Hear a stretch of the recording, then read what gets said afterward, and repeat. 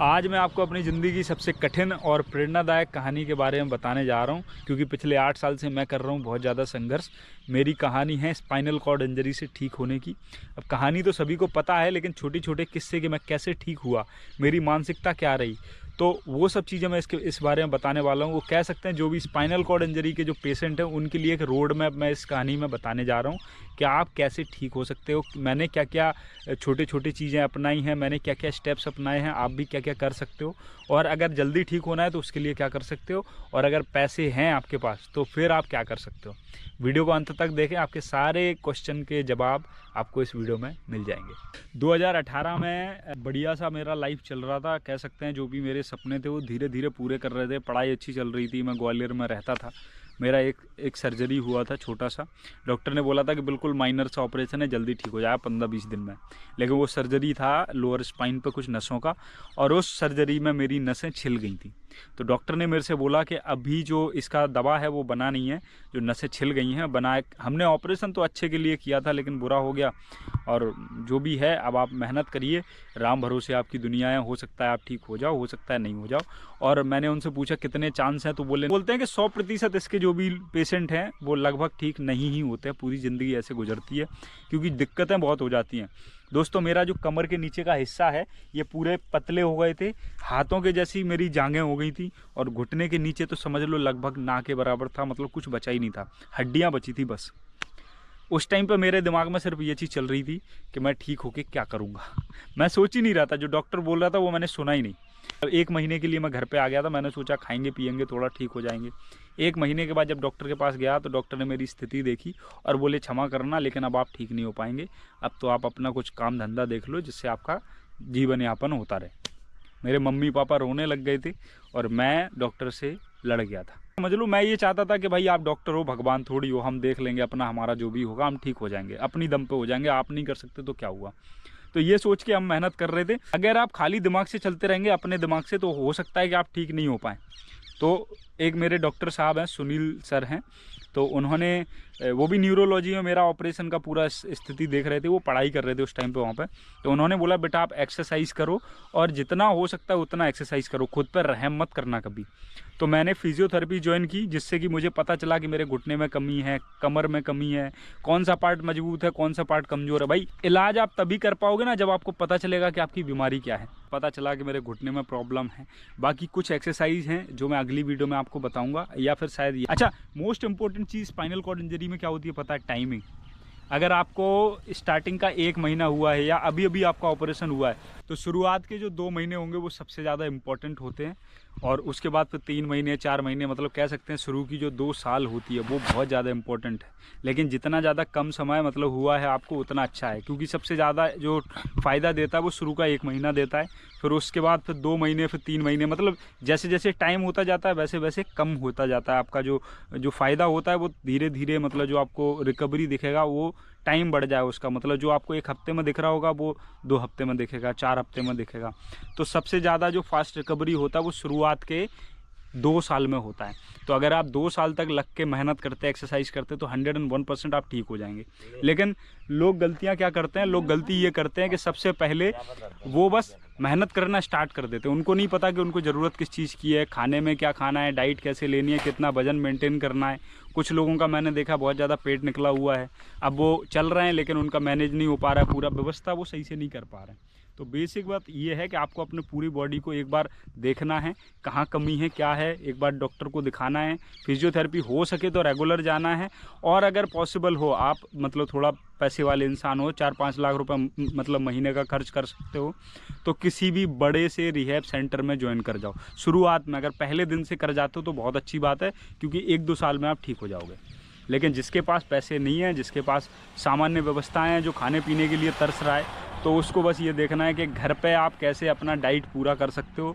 Physiotherapy महीने में 2 बार 3 बार 4 बार दिखा सकते हो, और हर बार हफ्ते भर का प्लान उनसे ले लो कि हमें 1 हफ्ते तक क्या करना है, कैसे करना है, कहाँ कमी है, कौन सी एक्सरसाइज करनी है, और घर पे आके उसको जी तोड़ मेहनत करो। सुबह 2-4 घंटे, शाम को 2-4 घंटे रेस्ट प्रॉपर लो, खाना पीना कैसे है वो देखो, और सबसे इम्पोर्टेंट चीज़ इंजरी होने से आपको बचाना है।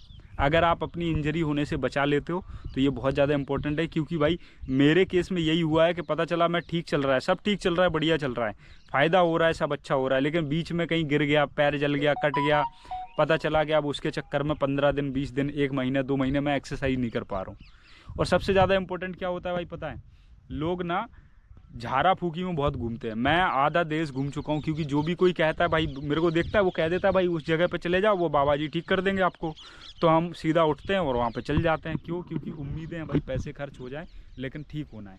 तो हम बहुत सारी जगह पे गए हैं जहाँ से हमें फ़ायदा भी हुआ है। जैसे एक जगह थी बुटाटी धाम करके है जयपुर में, तो सॉरी राजस्थान में है। तो वहाँ पर फालिस वालिस से रिलेटेड जो भी पेशेंट होते हैं वो 7-8 दिन में, 10 दिन में काफ़ी फ़ायदा मतलब पा जाते हैं। लेकिन मुझे तो फालिस हुआ नहीं था, मेरे साथ में एक गया था, उसको फ़ायदा हो गया, मुझे नहीं हुआ। तो बहुत सारी चीज़ें हैं इस देश में, उनको ट्राई करना चाहिए, लेकिन शुरुआत के 2 साल सिर्फ और सिर्फ मेहनत पे भरोसा रखो। बाकी पूजा आप किसी भी कर सकते हो, बस अपना एक्सरसाइज नहीं चूकने देना। कुछ भी हो एक्सरसाइज कंटिन्यू करना है और हिम्मत रखना है। बहुत सारे लोग हैं जो कह रहे हैं भैया शादी नहीं होगी हमारी, बहुत सारे लोग हैं जो कह रहे हैं भैया अब क्या होगा, अब हमारी ज़िंदगी ख़राब हो गई। अब वो रो रहे हैं, अब वो चाह रहे हैं कि कोई फरिश्ता आए और उनकी ज़िंदगी में कुछ कमाल करके दिखाए। अब वो चाह रहे हैं कि ज़्यादा रोएंगे तो शायद कोई मिल गया जैसा, कोई उनको पावर मिल जाए।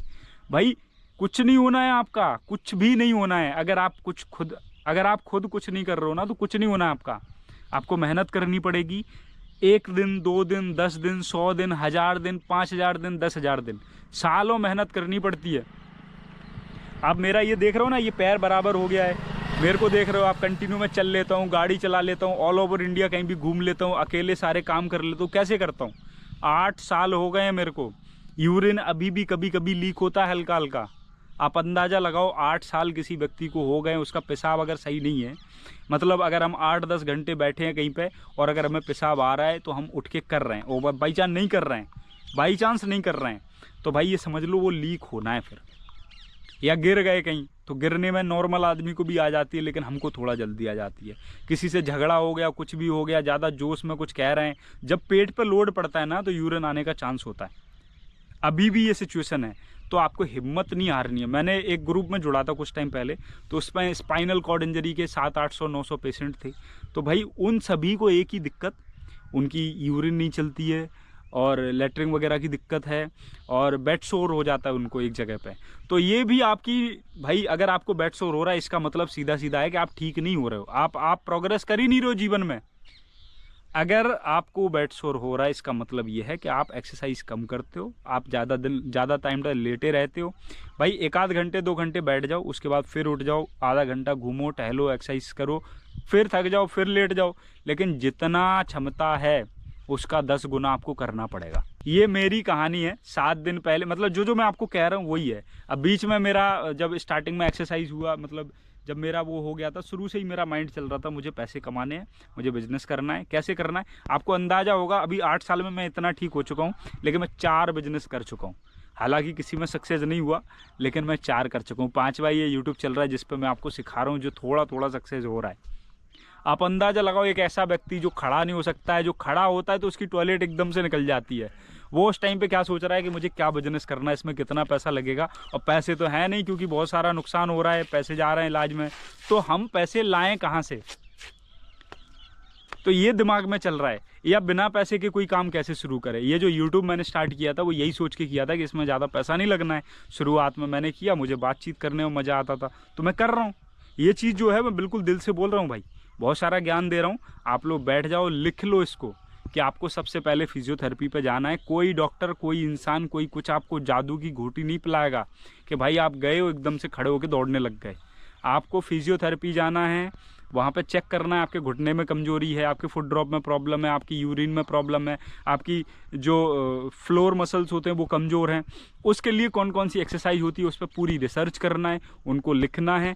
प्रॉपर एक्सरसाइज कितने टाइम तक करनी है, कौन सी कितने टाइम करोगे, वो चीज़ देखना है। और वो मसल्स को कौन सी चीज़ पावर देगी, फाइबर खाना है, कार्बोहाइड्रेट खाना है, वो कहाँ कहाँ से मिलेगा, ये सारी रिसर्च आपको करनी पड़ेगी।